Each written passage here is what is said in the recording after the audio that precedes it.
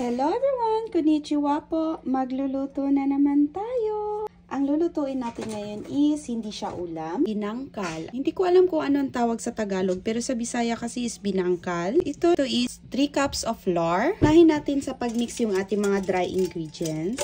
3 cups of all-purpose flour. And next is yung ating brown sugar. 1½ cup of brown sugar. Yung ating baking powder. Lagay tayo ng 2 teaspoon of baking powder.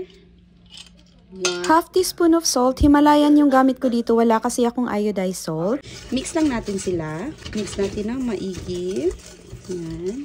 Sunod naman natin ilagay yung ating fresh milk. Instead of water, gagamit ako ng fresh milk dito. Fresh milk. 1 teaspoon ng vanilla essence.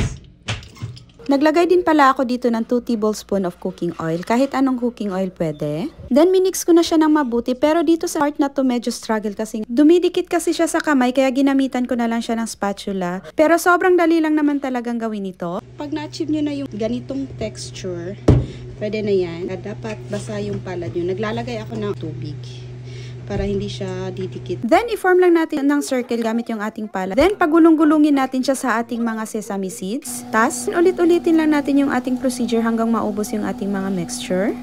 Yan, nagpainit ako ng mantika. Then, i-deep fry na natin siya. Malalaman nyo naman siya pagluto na, pag nagiging brown na yung gulay niya at saka lumulutang na talaga siya. Tapos, habang inantay kong maluto yung ating first batch, tinapos ko naman to pag-form ng ating mga natitirang mixtures. Luto na yung ating first batch ng ating binangkal.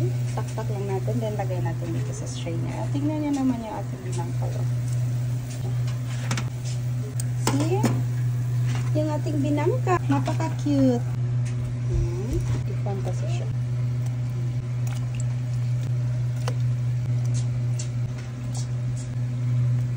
Yan na po yung ating batch 2. Our soup.